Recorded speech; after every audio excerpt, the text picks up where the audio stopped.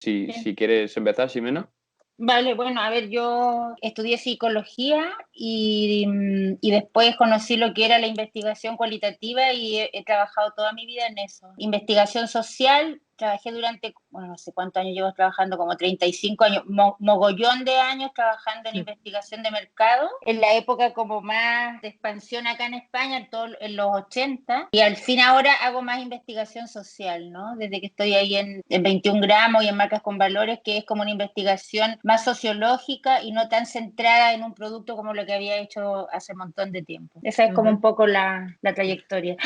Bueno, yo soy Álvaro Justri para otros, bueno, podéis llamarme como queráis. Mi recorrido es mucho más corto, ¿no? que el tuyo en ese sentido. Estudié marketing y gestión comercial hace 2 o 3 años. Emprendí con Adri una aventura también hace 3 años cuando terminé esto, que fue meternos en una carrera de emprendimiento e innovación que nos llevó un poco al punto en el que estamos hoy, que es Mazing, la empresa que montamos junto a nuestro socio Rafa, y un poco mi labor dentro de la misma, aparte de gestiones que tienes que hacer de todo tipo cuando abres una empresa que no te gustan y que no te apetecen, mi foco principal al final es el de convertir o encontrar esas marcas que nosotros denominamos zombie, ¿no? Que están alejadas de nuestra generación, al lado bueno de la vida o al lado Z de la vida, trabajar con ellas para transformarlas de alguna manera. Entonces, bueno, ese es un poco mi rol, mi papel y mi forma de actuar e interactuar dentro de Mazing. Así, cortito. Yo soy Adri Ballester, mi trayectoria es aún menor que la de Álvaro incluso. Me conocí con él en la carrera esta que comentaba Álvaro, de liderazgo, emprendimiento e innovación. Y al final yo lo que hago dentro de Mazing estoy en la parte de lo que llamamos la crew, que es decir, el trabajo más directo que hacemos con los Z, de activarles para que hagan un consumo con un poco más de cabeza, el recoger su opinión sobre las marcas, estas marcas zombies que hablaba Álvaro, pues tanto en Instagram como en sesiones que hacemos en las universidades. Y al final como mantener activados y con un poco de conciencia a la gente de nuestra generación, que luego al final esto es lo que nos pone mucho en valor de cara a las marcas también, ¿no? Es decir, no somos nosotros diciendo a las marcas cómo tienen que hacer las cosas, sino que tenemos una comunidad detrás. Hoy vamos a estar hablando precisamente respecto a esto que hemos tocado un poquito, que es cómo nuestra generación se está comportando en este panorama tan loco que estamos viviendo en los últimos meses. Es decir, durante el confinamiento, después del confinamiento, creo que Ximena nos va a aportar una perspectiva súper interesante y sobre todo profundidad en ciertos temas. Por eso también quería que estuviese aquí Álvaro, que además nos encanta hablar de esto. Y nada, va a durar como 40-45 minutitos. Y empezando así como por lo más general, teníamos una pregunta aquí que es ¿qué ha cambiado en nuestra vida, en nuestra mentalidad, ¿no? De nuestra generación? Pues pongamos de febrero a la actualidad, ¿no? A julio, agosto y pasando durante este confinamiento que obviamente no lo podemos ignorar. Nosotros es verdad que lo hemos estado hablando mucho, ¿no, Álvaro? Pero muchísimo, aparte de por vivirlo por nuestra propia cuenta, ¿no? Pero también para evaluar y hacer estos estudios que hacemos para las marcas y sobre todo tocando distintos ámbitos, ¿no? Pero, ¿qué dirías, Álvaro? ¿Qué cosas así más a grandes rasgos crees que...? Yo creo que yo también quiero ser muy conciso hoy y no enrollarme, que me gusta mucho. Yo destacaría 2 grandes aprendizajes o descubrimientos que hemos tenido los Z, los más jóvenes, durante todo el periodo de confinamiento. En primer lugar, yo creo que nos hemos dado cuenta de que realmente, ya después de que nos lo hayan dicho nuestros padres, políticos, grandes CEOs y demás, realmente nuestra generación tiene un gran impacto y tiene una gran responsabilidad a causa de ese impacto, tanto en el planeta como en las marcas, como en la sociedad en general, porque al final es algo súper práctico, que el salir a la calle podía ser perjudicial para las personas, que el tirar una mascarilla al suelo podía contaminar más el planeta y en definitiva al final nos hemos dado cuenta que quedándonos en casa, haciendo un ejercicio tan absurdo, entre comillas, ¿no? de quedarte en casa, de respetar las normas y demás, las cosas iban bien, ¿no? Como eso, miles de ejemplos que se han producido durante el confinamiento que yo creo que a nuestra generación nos ha hecho ver un poco que realmente sí que tenemos un impacto real y no es algo de lo que siempre hablan, de que los jóvenes tenéis la gran responsabilidad de cambiar las cosas, ¿no? Que es verdad, que pasa y que con pequeños gestos ya lo hacemos. Eso uno, ¿no?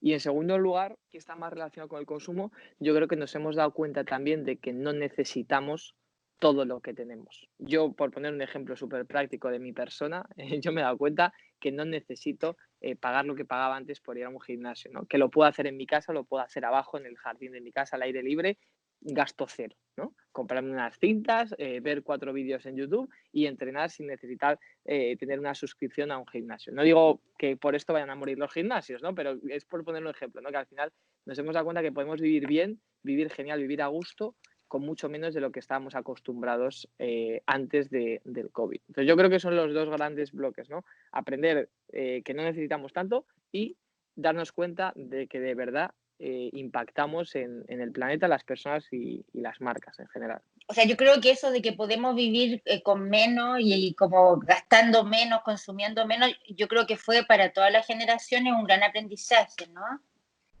Respecto de la otra cosa del impacto y la responsabilidad de la generación, a mí también me parece que antes de que empezara el confinamiento, o sea, antes de que viviéramos la pandemia, porque o sea, yo no veo esto como que la pandemia cortó, ¿sabes? Yo pienso que la pandemia lo único que ha hecho es ser como un espejo, demostrar todo lo que estaba pasando.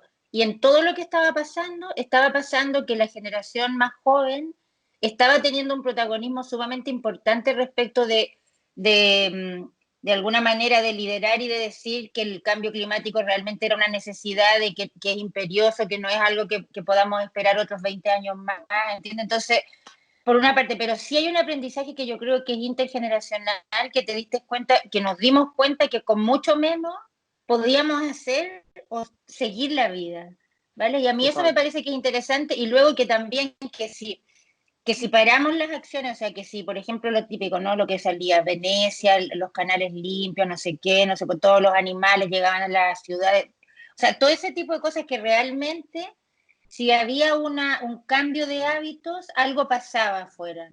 Yo creo que para mí el temor es pensar de que todo tiene que ver con la pandemia, y yo creo que, no o sea, la pandemia es como para mí una variable interviniente que lo que hizo fue que precipitó todo lo que ya estaba ahí. Porque realmente el 10 de marzo, lo que pasaba ahí es lo mismo que está pasando acá. O sea, ¿qué es lo que nos muestra la pandemia?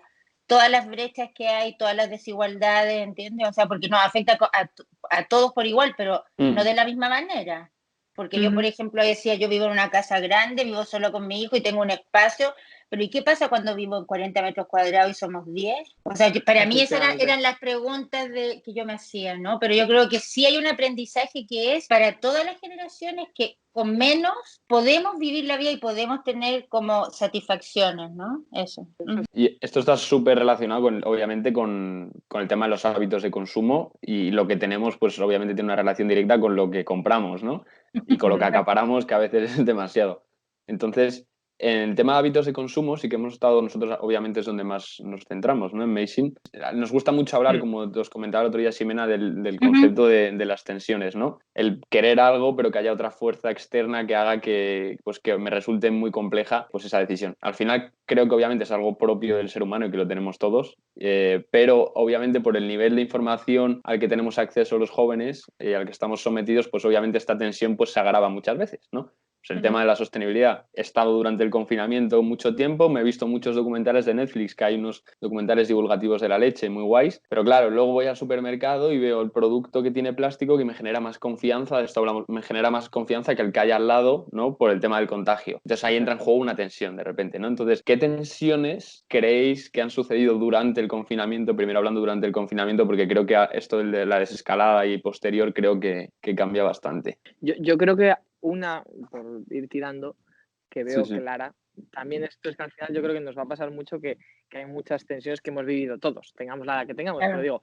había muchas personas que probablemente, yo también me pongo en ese equipo, hemos dicho, oye, vamos a utilizar este periodo de confinamiento, que al principio pensábamos que iban a ser 15 días, y al final luego han sido 2-3 meses casi, como un periodo de desintoxicación en general, ¿no? De coger móvil, ordenador lo menos posible, de estar con la familia más, de leer más, de hacer cosas que no me impliquen estar en la vida digital, que era algo en lo que estábamos demasiado inmersos, ¿no? Pero claro, por otro lado, que es por donde saco yo la tensión, era nuestra única vía al exterior. Al final era nuestra única vía de seguir con el contacto con nuestros amigos, de ver a nuestras novias, los que no vivimos con ellas, de aprender nuevas cosas, de una receta para luego hacer a la familia. Entonces yo creo que esa tensión ha sido muy heavy. Yo la he vivido personalmente, decir, joder, es que realmente quiero como desintoxicarme, pero es que por otro lado es la única puerta al exterior que tengo, aunque sea digital. Entonces esa la veo súper clara. No sé si estáis de acuerdo o no. Sí, bueno,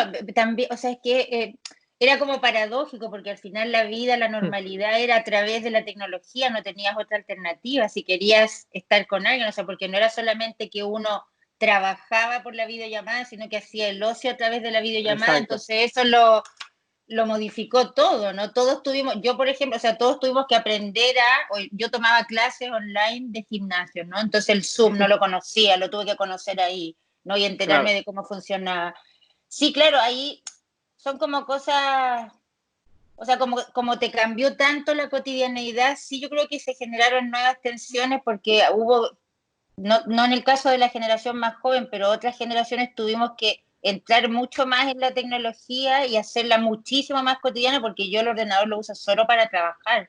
Pero sí, yo creo que sí, esas tensiones también podríamos decir que son, o sea, que son intergeneracionales y luego que los modos cambian, ¿entiendes? Porque a mí, por ejemplo, me comentaba el otro día un amigo mío de Chile que es terapeuta de jóvenes y entonces me decía que ahora cuando él hace la terapia por online, los chicos, porque en Chile siguen confinados, no, la pantalla, o sea, la cámara no los enfocaba a ellos, sino que Ya, enfocaba el techo de la habitación, ¿entiendes? Mm. Entonces él se dio cuenta que, bueno, que tener una hora de sesión mirando, o sea, él viendo un techo, le parecía que mejor hacía sesiones más cortas, ¿no? O sea, hay como ciertos cambios que se van dando para poder adaptar esa cotidianeidad, ¿no? Pero otra cosa también son las tensiones cuando tú dijiste esto, ¿qué me da más seguridad? Lo que está en plástico envasado y lo que no.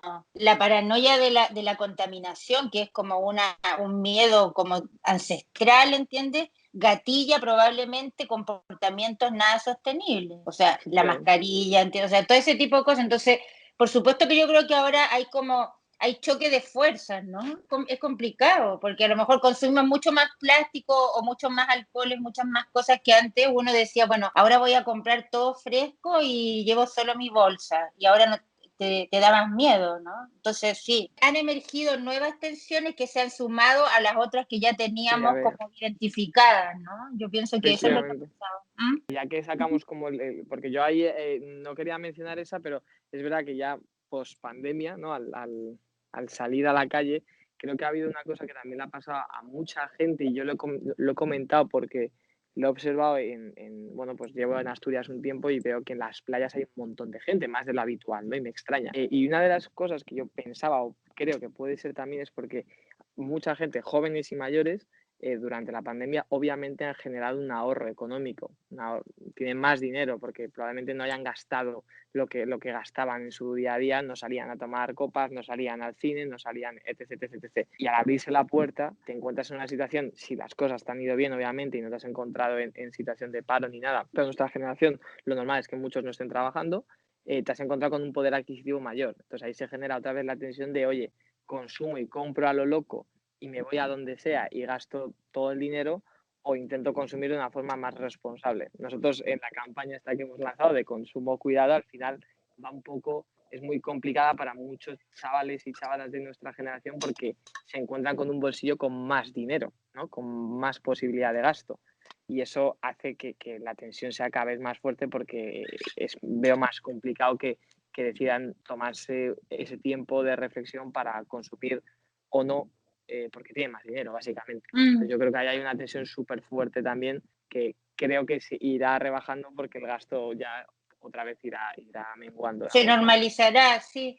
Pero también hay Exacto. una cosa que no comentamos antes, que es que durante el confinamiento, suponte, si uno miraba los tipos de compra que decían que habían en Amazon, Ujú. porque claro, los que más ganaron fueron online, ¿no? Sí, Todas las compras y obviamente. se incentivaron y todo, muchas veces por necesidades reales, así como hacer la compra a alguien mayor que le llevan, que llega Ujú. a tu casa, no sé qué. Ujú. Pero también si escuchabas hablar a los repartidores de Amazon, por lo menos acá en España, que yo escuché por la radio un día un programa, también la gente compraba montones de gilipolleces, Sí, ¿entiendes sí, o no? O total. sea, y era absolutamente, o sea, era como, no sé, montones de gente compraron mascotas para poder salir a pasear ¿entiendes? Pero no solo perros, otro tipo de mascotas, entonces decían, es increíble que alguien piense comprarse un canario, ¿entiendes o no? Dentro de lo que está cayendo, porque ahí la pregunta que yo me hacía era, bueno, pero es que no pensamos que, o sea, si es alimentación o son medicamentos, te parece que es legítimo, pero si no, si son cosas que son como mucho más superfluas, ¿era legítimo que ese transportista saliera también a la calle, entiendes, y que se arriesgara? O sea, para mí esa era la pregunta. Entonces, me parece que el consumo consciente y el no consciente igual coexistieron durante el confinamiento, ¿entiendes? Que es Totalmente. lo que tuvo como por otras rendijas, se apareció, ¿entiendes? Porque tú dices, ¿será el momento este de comprarme un perro o me compro un perro solamente para poder salir a pasear porque los que tienen perros pueden salir más horas o más veces al día? Entonces, pensar, porque cuando decimos consumo consciente estamos pensando también en, o sea, estoy pensando en en toda la Que cadena de valor. conlleva. Claro, justo este tema es súper interesante. Yo tenía esa hipótesis. Hicimos un post en Instagram que era: nunca en tu vida habías sido tan consciente de lo que comprabas en el súper, en cuanto al súper, ¿no? Porque el hecho era casi una aventura. Muchas veces el salir al supermercado era como una aventura, no sabías lo que te ibas a esperar, por lo tanto, previamente te preparabas mejor y sabías lo que tenías que comprar. Además, eso, pues si me voy a hacer una tarta esta tarde, como ha hecho mucha gente, pues sé lo que necesito. Entonces era como, esto me ha obligado a ser más consciente de lo que voy a comprar, por lo menos en el súper.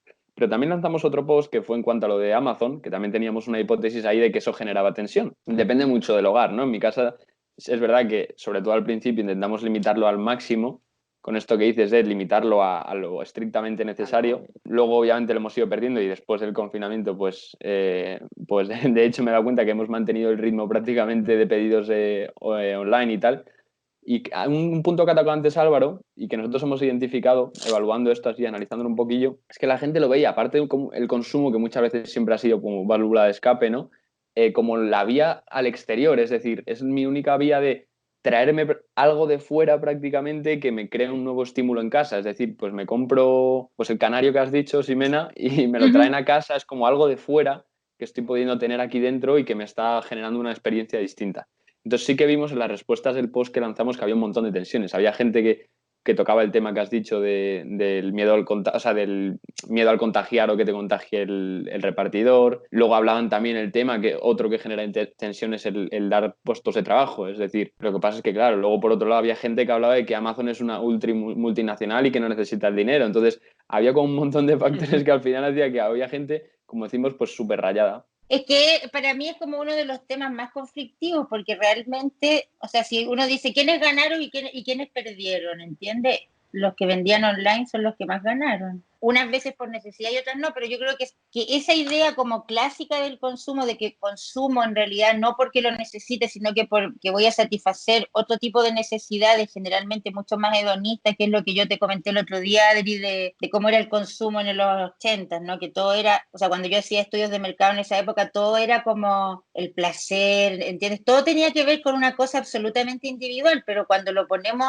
y hablamos ahora de consumo consciente, se supone que yo tengo que dejar de pensar solo y exclusivamente en mi necesidad que tengo una necesidad que la tengo que satisfacer, pero en la ecuación lo que hago es meter otras cosas que son como, por ejemplo, pensar, ¿por qué voy a comprar un plátano de Canarias y no uno de Colombia? Si es de Colombia y de comercio justo, me lo puedo pensar, pero ¿por qué voy a comprar un plátano que es más barato el de Colombia que comprarme el de Canarias que está más cerca? Porque lo sostenible es que compren que está más cerca de donde yo vivo, de no sé qué.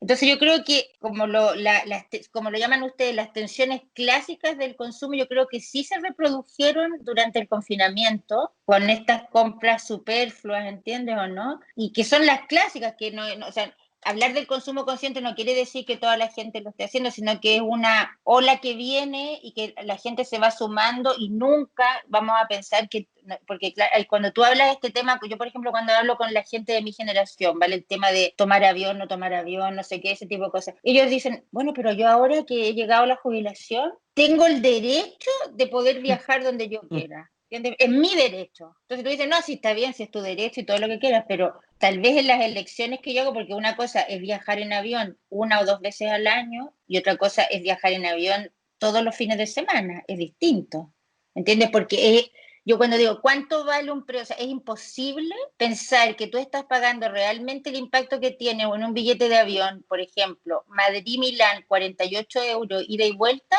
yo no estoy pagando el impacto. O sea, algo en esa cadena tiene que ser negativa, no puede ser positivo, ¿entiendes o no? A mí me parece que durante el confinamiento, yo creo que las mismas tensiones que teníamos antes del confinamiento se reprodujeron y tuvieron como otra forma de salir, ¿no? De comprar cosas Totalmente. superfluas, de no ir solo a la satisfacción de necesidades, de meterlo en una caja negra y no querer pensar cuáles eran las condiciones del repartidor y todas esas cosas para realmente no tener yo una alteración en la satisfacción, ¿no? Eso pienso yo. Totalmente. Uh-huh. Hablando profundizando un poquito más antes de pasar al siguiente punto sobre el tema del consumo consciente, que por un lado en marcas con valores está muy posicionado ahí, y nosotros obviamente también a base de conversaciones como esta, pues estamos intentando aprender, porque al final estamos aprendiendo un montón. Y tocando lo que habíamos hablado antes, la tendencia del tema de la alimentación, que creo es interesante, el ejemplo que habíamos puesto. Nosotros en la presentación que os mandamos, que no sé si por aquí podremos meter un clip, la imagen ahí de la presentación, hablábamos de la aplicación de My Real Food App, ¿vale? Que es una aplicación, para poner un poquito en contexto, que ha desarrollado Carlos Ríos. Bueno, Carlos Ríos es un influencer posicionado en el mundo de la alimentación y que lucha en contra de lo que él llama Matrix, que son todas estas empresas que nos están teniendo un poco engañados, y lucha en contra de los ultraprocesados, ¿no? Y a favor de la comida real. Eso le ha permitido, gracias a la pedazo comunidad que se ha creado, el desarrollar, entre otras cosas, una aplicación con la cual tú puedes escanear en el supermercado los productos y así tener una información como más verídica de lo que hay detrás de todo ese marketing, ese greenwashing que muchas veces nos encontramos, ¿no? Entonces, hay herramientas como esta, y obviamente pues, en Internet tienes muchísima información, que hacen que nuestra generación y en general cualquier otra que voy a hilar con el punto del efecto Greta, que ahora lo contamos un poquito mejor, esté más empoderada, ¿no? O sea, que tenga más acceso a información, aunque aquí también se puede producir una paradoja de al final no profundizo en nada. Tengo más información y por lo tanto pues puedo hacer ese consumo con un poco más de cabeza o más pausado. Creo que eso sí que durante el confinamiento se ha hecho y como he dicho antes con el tema del súper, pero ahora a la vuelta, como decía antes Álvaro, creo que este ritmo y el tener 20.000 estímulos más de los que teníamos antes nos lo ha hecho perder un poquito. No sé cómo veis esto. Bueno, yo creo que en el tema de la alimentación, por quedarnos ahí, porque es un tema también que da para mucho, Sí. es verdad que, como dice Adri, ¿no? Nosotros que monitorizamos bastante a toda la generación Z, nos hemos dado cuenta que la mayoría o una gran parte durante el confinamiento, pues eso, yo ya los tenía, pero muchos han mejorado sus hábitos de alimentación, pero también de actividad física, bueno, de lectura incluso, porque éramos la generación que más había aumentado el ritmo de lectura, bueno, cosas que, pues eso, que a nivel salud son mejores y que demuestran que por un lado sí que teníamos algo en el subconsciente que nos decía que teníamos que cambiar y mejorar, ¿no? Además tenemos herramientas, como acaba de decir Adri, que nos permiten recoger esta información y aprender sobre la marcha y vernos de repente que estamos empezando a escanear los productos en el supermercado, viendo cuántos carbohidratos tienen y todo esto. Entonces, obviamente, nuestra generación ahí toma cartas en el asunto y mejora su dieta. ¿Qué pasa? Que mucha gente que lo había hecho por primera vez acaba el confinamiento y hace el efecto contrario, es decir, se va de copas, se come lo que sea, deja de entrenar, porque muchos amigos míos me han dicho, oye, tío, estoy preocupado porque desde el confinamiento ha sido acabar y no he vuelto a entrenar ni un día o no he vuelto a comer bien, llevo comiendo fuera 5 días, ¿no? Entonces, por un lado, demuestra, ¿no? esa impulsividad, no sé si está bien dicho, de nuestra generación con todo, es decir, que de repente le gusta algo y van a muerte, pero también esa falta de constancia. Pero yo creo que esa pregunta la teníamos también puesta aquí en el guión, decimos, ¿viene para quedarse? Yo creo que sí, ¿no? Porque yo creo que de alguna manera se ha plantado la primera semilla en ese sentido de consumir y alimentarnos de forma más consciente, que no significa mejor, que significa más consciente, que es saber que cuando me estoy comiendo una hamburguesa del McDonald's no es lo mismo que cuando me la estoy haciendo en casa, pero creo que eso ya se ha quedado. Luego otra cosa es que los hábitos de consumo vayan mejorando, que creo que también llegará. Pero lo primero era, yo creo, plantar esta primera semilla de saber qué estamos comiendo, saber cuándo lo estamos haciendo bien y por lo menos cuando lo estamos haciendo mal, sentirnos mal, que yo creo que es algo muy importante, que a veces parece una chorrada, pero el sentirnos mal cuando estamos haciendo las cosas mal es lo primero para poder cambiar, porque si no, no te estás dando cuenta ni de que estás alimentándote o consumiendo de forma errónea. Es que para cambiar de alguna manera, o sea, siempre cuando uno va a cambiar hay como unas ganas de cambiar y una resistencia a cambiar, porque lo que uno ya tiene, uno se quiere acomodar en lo que uno ya tiene, ¿no? Entonces, ahí es una tensión como, o sea, uno quiere cambiar y tiene resistencia a cambiar. Entonces, yo creo que sí el confinamiento o sea, a ver, en el estudio nosotros por segunda vez ya lo preguntábamos, que el estudio de marcas con valores es bianual, que preguntábamos si los hijos influenciaban el consumo de sus padres, ¿no? Y entonces este año ya era el 69% de los padres decían que sí que le influenciaba. ¿Y por qué? Porque los hijos manejan mucha más información, ¿vale? Y de alguna manera, y los padres también consideraban que probablemente sus hijos van a consumir de una mejor manera en el sentido de elegir marcas que sean más éticas y que tengan valor. Y el 58% de los padres pensaba eso. Sí es verdad que es la generación que maneja más información, todos manejamos más información, pero en el caso de la generación Z es casi más fácil porque tienen como miles de formas de entrar a la información, no como cuando uno tenía, no sé, tú piensas que yo a la edad que tienen los Z ahora no existía el teléfono móvil, ni existía el ordenador. ¿Vale? O sea, yo cuando empecé a trabajar en estudio de mercado escribía mis informes con pluma y después había una secretaria que los pasaba. ¿Entiendes? Entonces, esos cambios, todo eso que ha cambiado tanto, por supuesto que es una generación mucho más informada que está manejando que lo que pasa aquí y lo que está pasando en China y lo que está pasando en Estados Unidos, tú lo puedes saber en el momento, por supuesto, y si has empezado y antes de que terminaras tu formación ya estás con eso como que forma parte de tu cotidianidad, yo creo que te hace tener muchísimas más datos, información, justificar cosas, o sea, entender que cuando dice este alimento está mintiendo respecto de su trazabilidad es porque realmente tienes un dato que lo avala. Otra cosa son lo propio de la edad. ¿Entiendes o no? O sea, Sí, porque yo entrevisté gente joven que ya se habían hecho suponte vegetarianos o veganos y que ese había sido como la puerta de entrada incluso a ser realmente activista medioambiental, pero la puerta de entrada primero fue la alimentación, después fue la ropa, después, ¿entiendes? Y como que van como cada vez más cosas siendo como de tener un consumo más ético. Me parece que es un aprendizaje para toda la generación, o sea, yo la gente de mi edad que conozco que está en un consumo consciente también ha entrado por la alimentación, que es como Sí, lo primero, es lo que uno, y además lo que tiene más sentido porque es lo te que metes al uno cuerpo. realmente incorpora, claro, entonces yo te diría que es como lo natural, o sea, tal vez ese es el camino por el que hay que empezar, ¿no? No sé si uno podrá empezar solamente por el camino de la ropa limpia o, ¿entiendes? No sé, a lo mejor hay que, esa es como la forma porque también tiene una carga como muy primaria, ¿no? Que es de dónde viene este alimento, o sea, como que uno puede hacer la síntesis de todo. O sea, yo por ejemplo, hice un cambio de alimentación durante el confinamiento que me decidí y empecé a comprar a una cooperativa ecológica, que me lo traían a la casa, pero que estaba siempre como a punto de dar el paso y durante el confinamiento dije, ya, lo voy a hacer porque es más caro, pero lo voy a hacer porque otras cosas prefiero privarme de otras cosas, ¿no? Y tiene una carga muy simbólica porque es la alimentación, pero entonces uno piensa en que el que la trabajó, porque de repente los de la huerta ecológica me decían, esta semana no podemos servir porque tenemos que ir a trabajar a la huerta, no tenemos, ¿entiendes? Entonces come solo Claro, lo de la temporada. Entonces, por supuesto que es otro ritmo, es otra forma, y cuando tú cocinas eso, que también es una actividad que le hicieron todos durante el todos. confinamiento, hasta yo. ahí hay una cosa que es como muy que te hace como conectar con muchas más cosas que solo el Totalmente. alimento, ¿no? Entonces eso es lo bonito, yo creo que por eso que yo creo que es como, tal vez si uno dijera cuáles son las puertas de entrada o que faciliten el cambio, uno yo creo que tiene que ser la alimentación, debería Sin duda. serla, ¿no? ¿Mm? Sin duda. Y Totalmente. más aún la cocina, porque es lo que acabas de Claro, decir. O sea, me parece súper interesante lo que acabas de destacar, porque es verdad que cuanto más cocinas o cuanto más te gusta cocinar, más te gusta conocer la procedencia del claro. alimento, más te gusta saber cómo se ha producido,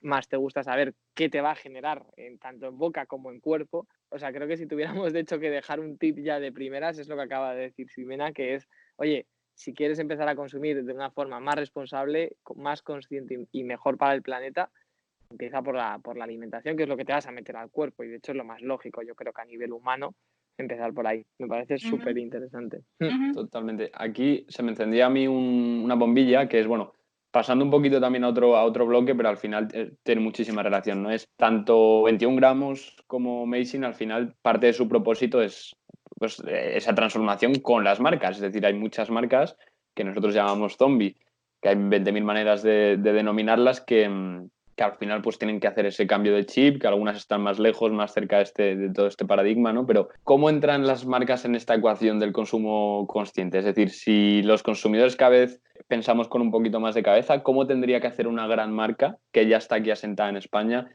que lleva sus años, para tenerlo en cuenta? Porque es verdad que muchas veces es todo lo contrario, o sea, puede ser contraproducente. Muchas veces están incluso incentivando que consumamos mucho. Y más, y más, y más. Entonces, claro, ¿cómo tienen que adaptarse? Es difícil, o sea, esa pregunta es difícil porque eso genera, o sea, porque tiene que haber un cambio interno para poder hacer un cambio externo, ¿entiendes? O sea, para mí, a ver, yo te voy a decir cuál es para mí como el ideal, o sea, la fantasía mía, ¿vale? No sé si es la realidad y algunas marcas probablemente lo están haciendo, pero de partida entender que una organización no puede tener solamente la idea del beneficio económico, que tiene que integrar otras variables, el impacto ambiental y social que tienen. Eso sería desde la gestión interna. Y luego de cara a los consumidores, evidentemente que una marca no puede, o sea, sería iluso pensar de que va a transformarse, que dice, desde mañana voy a ser súper sostenible y voy a hacer todo. Es imposible, porque estos son procesos largos y costosos, ¿entiendes? Y también generan renuncia importante. Lo que pasa es que, fíjate que cuando hacemos marcas con valor y ya salió en los 2 últimos estudios, la gente, o sea, los ciudadanos, las opiniones que pueden dar un CEO de una marca es más importante que a lo mejor un político. Entonces, ellos tienen un rol súper importante que cumplir, ¿entiendes? Entonces, no se trata, ni tampoco, si lo ponemos desde el lado del consumidor, o sea, yo no quiero vivir en un mundo de monjes que comen todo natural y que nunca se saltan la regla y que no viajan nada. O sea, ese mundo fantasiado como de que si yo hago consumo consciente me voy a transformar, voy a tener que transformarme en una sociedad en que somos monjes, todo, a mí no me parece que es el modelo. Y con las marcas pasará lo mismo. O sea, lo que deberían transmitir es su compromiso real de querer modificar y cambiar, y que si generan un impacto que es negativo, ¿de qué manera ellos luchan por mitigarlo o por compensarlo? ¿Entiendes o no? Para mí esa es la... Pero eso tiene que ver como que el compromiso sea real, no que sea greenwashing, no que sea como si, ¿entiendes? No, ahora te cambio, mira, en vez de que sea de metal, ahora lo voy a hacer de plástico o viceversa, no, sino que realmente es más importante que transmita y que comunique que quiere hacerlo, que está apostando por hacerlo y que está dando pasos y que te muestre cuáles son los pasos. Porque ahora nosotros, como ciudadanos, y más aún la generación joven, tú puedes saber lo que está pasando en una empresa. Uno no necesita ser un investigador privado para saber que esta empresa está diciendo que está haciendo esto, pero en realidad no lo está haciendo, ¿entiendes o no? O sea, yo creo que es un desafío para las marcas, pero es el desafío que les tocó en esta época. En otras épocas serían otros desafíos, y el desafío de esta época es, ¿puedo convertirme en una marca ética?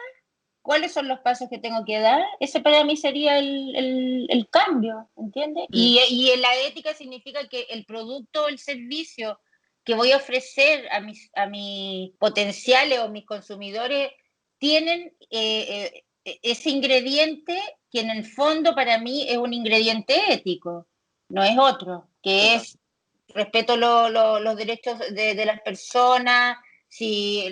Cuando digo que la madera de mis muebles es una madera que está limpia, que no haya arrasado el Amazonas, ¿entiendes? Que es compensado. O sea, si me dice esas cosas, puedo creerle y puedo tener un vínculo positivo y puedo elegirla, o sea, puede ser elegida por mí. Yo creo que ahí está la clave, ¿no? De que no todas las marcas tienen que ser 100% sostenibles y tienen que ser perfectas. Es muy complicado porque, de hecho, es imposible. También ese discurso nosotros siempre lo mantenemos. No queremos destrozar a las marcas que llevan 50 años dando trabajo a muchísimas personas en diferentes partes del mundo. Obviamente lo que pasa es que hay muchas marcas normalmente tradicionales que vienen de atrás, que tienen unos vicios, por así decirlo, negativos, ¿no? Y es ese proceso que acabas de definir tú perfectamente de transformación, que tiene una serie de pasos que ahí sí que los consumidores, los más jóvenes y también los más mayores, les exigimos o les pedimos a las marcas que lo lleven a cabo. Desde eso, desde asumir que no lo están haciendo del todo bien y que van a empezar a cambiar. Y sobre todo me parece muy guay lo de ir comunicando tus pasos, tus avances, aunque sean un micro avance, pero todo lo que sea comunicar y transmitir lo que estás haciendo para mejorar, creo que es súper clave y al final es lo que yo creo que todo el mundo pide. Yo creo que la gente no pide tanto la perfección, sino más la transparencia.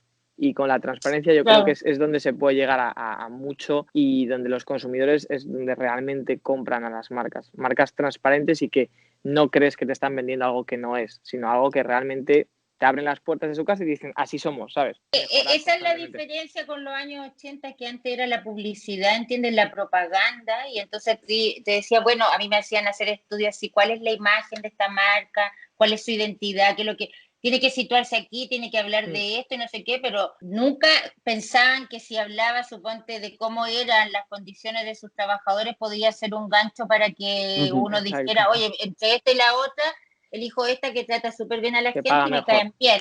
Paga mejor o tiene otros beneficios, no sé qué, y a mí me provoca, porque claro, cuando uno ve, suponte, cuando nosotros preguntamos a marcas con valores, si qué es lo que busca en una marca, si la confianza, la simpatía o el atractivo. O sea, una marca que para mí, las generaciones más jóvenes, les importa más el atractivo y la simpatía. O sea, y la simpatía es que a mí me cae bien la marca. Sí, es que el ejemplo perfecto, lo que hace, claro. Totalmente, es que lo que nosotros siempre decimos, porque para nosotros los influencers son marcas y los youtubers son marcas, por lo menos para nuestra generación. ¿Y por qué ese perfil de marca ha crecido tanto o ha surgido realmente en esta época o hace unos 10 años, pongamos así? Porque es cuando hemos descubierto que hay marcas / influencers que son los más transparentes de todos, porque ponen su cara, su persona, sabes cómo se llaman, sabes cuándo están bien, sabes cuándo están mal. Obviamente es una exageración lo que estoy diciendo, no va a hacer Coca-Cola y va a enseñar todo, pero creo que es donde se podrían ver reflejadas, es decir, las marcas tienen que ser influencers, las marcas tienen que ser creadoras de contenido, de personas de verdad, tienen que ser humanas y les tienes que ver cuando están contentas, cuando están tristes, cuando la cagan y cuando lo hacen bien. Yo creo que ahí está un poco la clave. Sí, yo creo que es un súper buen ejemplo el que pusiste ese, porque en el fondo es como la personalización total, ¿no? Absoluta. De la marca, ¿no? Es como en los años 80 que nosotros nos reíamos cuando hacíamos estudios, era la marca que te marca, ¿vale? La marca que te marca, esto es de los 80, ¿vale? Totalmente. Entonces, suponte, se dio una época que fue una cosa súper divertida, que era que mucha gente joven entraba a probarse, suponte, vaqueros esto era de Lee. Lee te identifica, ¿vale? Ese era el rollo. Entonces, y además la publicidad era así como grabando, así como las redes, o sea, era totalmente, era casi concreta desde mi punto de vista. Y entonces pasó que que salió así como en las noticias, así como no fue muy publicitado, pero salió, que había gente joven que cogía vaqueros de marca y que le cortaba la etiqueta para ponérsela a sus vaqueros para sentirme marcada por la marca. Porque lo que más interesaba en esa época, sí, terrible. Y entonces lo que más importaba en esa época era que yo me sintiera perteneciente al grupo de los consumidores de esa marca y entonces eso me generaba identidad, ¿vale? Como persona, como joven. Y yo creo que ahora la generación vuestra no es una generación que esté buscando esas identidades, sino que construye su identidad, ¿entiendes? Que la tiene, o sea, que no necesita esos elementos externos para poder realmente sentirte que pertenece, o sea, es la generación, ya tienen una identidad, no necesitan una marca que te marque para tener identidad, ¿no? Efectivamente. Totalmente. Estamos siempre de acuerdo en todo. Sí, es que es lo que discutíamos el otro día. La versión de enfadados y nos empezamos a tirar claro. mierda. En vez de cruce, lo de choque que planteaba yo, en vez de cruce, pues eso, choque de generaciones. Es que es muy interesante, al final, es que justo lo que hablábamos otro día, Ximena, que al final llegamos a muchos puntos de encuentro. Bueno, en este caso han sido casi todos, pero es que al final son cosas, cuando las hablas desde pues eso, del razonarlo, pues al final son cosas como de sentido común y coherentes, lo que estamos diciendo. El problema muchas veces viene cuando no actuamos desde el pensar y por impulsos. Pero es que al final, si nos ponemos todos, tanto de la gente de nuestra generación como de cualquier otra, si te pones a pensarlo con un poco de cabeza, pues al final es la vía. Entonces yo creo que por eso estamos de acuerdo, vamos.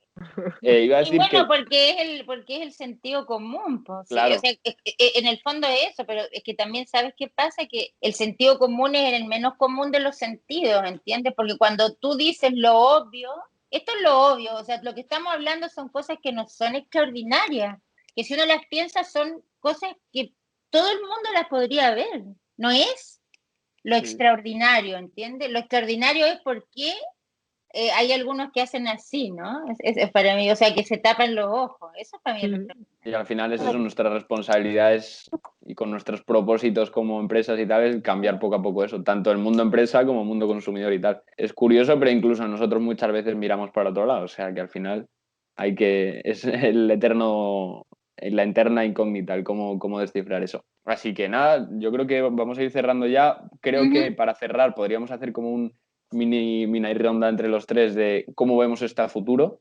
Un poco respecto a la generación Z, pues en el ámbito del consumo, ¿cómo vamos a ver? Ya hemos ido tocando realmente este tema, pero bueno, un cierre así como de 30 segundos cada uno y que puede quedar chulo y ya cerramos. Guay. Yo sí, si queréis empiezo yo, que siempre Venga, me dale. tiro yo a la piscina. Como Que además representante. lo suelo hacer mucho esto de coger como puntos de los que hemos hablado y con qué me quedo. Por un lado, que dentro de nuestra generación ya se ha activado, ¿no? O se ha plantado la primera semilla del consumo consciente en casi todos, lo diría bastante abiertamente, que si tenemos que seguir potenciando ese consumo consciente y tenemos que dar algún consejo a nuestra comunidad, a la gente que nos ve, los más jóvenes y los más mayores también, de por dónde empezar o por dónde entrar, creo que sin duda me quedo con el tip de entrar por el mundo de la alimentación, que es lo más coherente y lo más lógico, porque es lo que te metes al cuerpo y lo que le das a los demás también, para meterse en el suyo.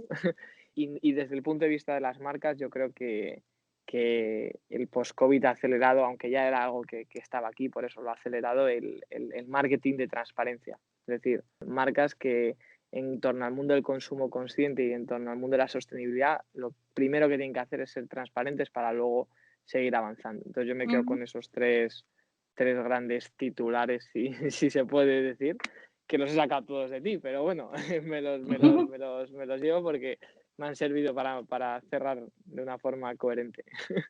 Bueno, yo para cerrar diría, bueno, no somos tan distintos los de las generaciones, ¿no? Esa sería Totalmente. la primera, no. A mí me gustaría una cosa que a mí me parece que, porque yo no hablo de post-COVID, yo hablo de la pandemia, la estamos viviendo, porque como no la hemos superado, ¿vale? Correcto. A mí me parece que una cosa súper importante que pasó durante el confinamiento y la salida es, y que tiene que ver con el consumo consciente, es como el cambio de paradigma, ¿sabes? O sea, esta idea de el consumo consciente o ético requiere que yo deje de pensar exclusivamente en la satisfacción exclusivamente mía. ¿Entiendes? Requiere que yo tenga una visión un poquito más amplia y piense cuál es la cadena de valor y no sé qué, no sé cuánto. Y yo creo que el confinamiento lo que sí mostró es que si todos vamos a una, ¿entiendes? Si lo colectivo prima, se pueden conseguir cosas. Entonces, a mí me parece que el aprendizaje que a mí me gustaría y me encantaría, pero también por deseos personales, es que uno se diera cuenta que lo que realmente tiene que cambiar es la idea de la perspectiva del proyecto. O sea, que el proyecto, por ejemplo, en el consumo o en cualquier otro tipo de cosas, tiene que dejar de ser un proyecto exclusivamente individual y entenderlo como que es un proyecto colectivo. Porque es como lo que dicen, ese eslogan que dicen, sin feminismo no habrá cambio. Yo te diría, sin proyecto colectivo no va a cambiar. O sea, sin que la gente entienda que el proyecto es de todos. O sea, que si yo hago algo como, no sé, tiro un residuo o hago elecciones de consumo que lo que hago es primar a marcas que no están siendo responsables, los afecto a todos, no es solamente a mí. Para mí, ese es una cosa que me parecería que ojalá eso fuera más generalizado, porque eso sí realmente significaría para mí como cambiar un nivel en esta transformación global, sería como ya decir, bueno, ya pasamos el primer escalón, ahora vamos por el segundo, ¿no?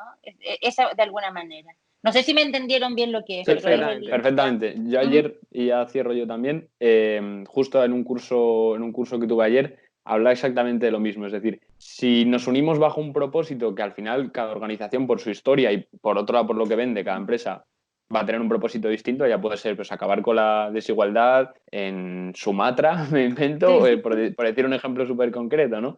Al final pasa a ser, tanto el consumidor como la empresa pasan a ser como aliados de cara a ese propósito. y el consumidor deja de ser como un objetivo para la empresa, que es lo que ha pasado pues eso, en muchas épocas de la historia, y al final acaban siendo como aliados. Y yo creo que tiene mucha relación con lo que estabas diciendo, Ximena. Yo creo que es eso, ¿no? El llenarnos pues eso, mirar el mundo así con ojos limpios y ver, vale, qué queremos cambiar del mundo, y el aunar fuerzas tanto consumidor como en las empresas, siendo súper conscientes de lo que hemos hablado, de que es un proceso y que la imperfección está ahí, que obviamente no es todo lo factible que nos gustaría muchas veces las cosas, entonces al final hay que tener paciencia, pero eso, ¿no? El recogerse ante un propósito, y que al final, si cada uno tiene su propósito personal, bueno, personal, grupal, mejor dicho, vamos a cambiar distintas cosas, ¿no?